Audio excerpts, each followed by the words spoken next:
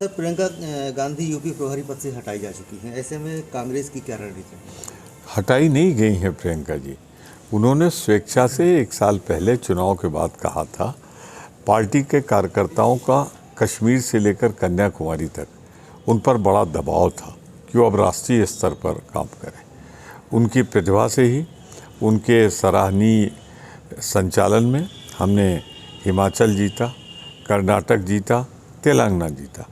तो अब उनको राष्ट्रीय स्तर पर ले जाया गया, इसीलिए किसी राज्य में नहीं रखा गया उनको। अब वो राष्ट्रीय स्तर पर कांग्रेस का चुनाव लड़ाएंगी, मजबूत करेंगी। तो मैं इसे कहूँगा कि उनका एक तरह से प्रमोशन हुआ है राष्ट्रव्यापी कश्मीर से कन्याकुमारी तक। यूपी में कांग्रेस और सपा के बीच दूरियां बढ़ती जा रही हैं। दूर दराज तक मैं तो बहुत करीब से देख रहा हूँ, दूर दराज तक दूरियों की जगह नज़दीकियाँ बढ़ रही। जो अखिलेश यादव जी के बयान आए हैं वो ये जाहिर करते हैं कि उन्होंने बार बार कहा है इंडिया मिलकर चुनाव लड़ेगा और भारतीय जनता पार्टी को परास्त करेगा और सीटों को बंटवारा जल्दी होगा। राम गोपाल यादव जी के भी बहुत से बयान आए हैं।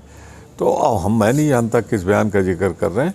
तलखियाँ कहीं थी नहीं, ना हैं, नज़दीकियाँ बढ़ रही। 22 जनवरी को राम मंदिर का लोकार्पण होना है, तो ऐसे में कांग्रेस का क्या स्टैंड रहेगा? कांग्रेस ने हमेशा कहा था हम राम मंदिर के निर्माण का स्वागत करते हैं, और कांग्रेस ने ये भी कहा था कि या तो इस विवाद को बातचीत से तय कर लिया जाए, और या जो सर्वोच्च न्यायालय का फैसला है माना जाए। और जैसे ही सर्वोच्च न्यायालय का फैसला आया, हमने बार बार कहा कि वहाँ भव्य राम मंदिर का निर्माण हो। तो लेकिन इस राजनीतिकरण से मैं दुखी हूँ कि मोदी जी, अगर वहाँ जाना ही था किसी को, राजनीतिक व्यक्ति को, तो राष्ट्रपति को जाना चाहिए था। जैसे राजेंद्र प्रसाद जी ने जाकर किया था गुजरात में। प्रधानमंत्री एक दल से जुड़ा होता है, उसे नहीं जाना चाहिए। वो तो स्थानीय जो हमारे अवध की रीति रिवाज है उसके अनुसार पुरोहित कर देते। जो वहाँ के पुजारी हैं वो विस्थापना। भाजपा की मजबूरी है, महंगाई पे चुनाव लड़ नहीं सकती, बेरोज़गारी पे चुनाव लड़ नहीं सकती, तो वो एक मुद्दा बनाना चाहते हैं इसको।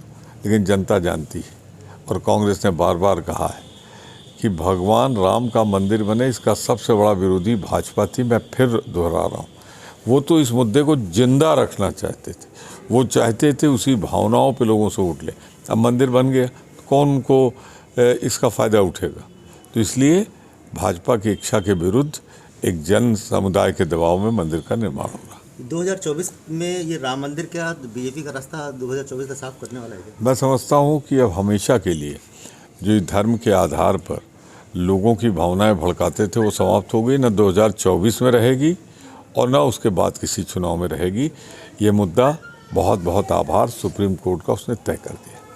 गठबंधन की बैठक में पीएम के चेहरे को लेकर खड़गे जी का नाम सामने आया है, तो क्या लग रहा है कि ममता जी ने और केजरीवाल जी ने जब इंडिया की बैठक हो रही थी तो उनका नाम सामने प्रस्तावित किया था, लेकिन खड़गे जी ने उसी बैठक में साफ कर दिया कि वो हमारे राष्ट्रीय अध्यक्ष, हमारे नेता विरोधी दल हैं, कि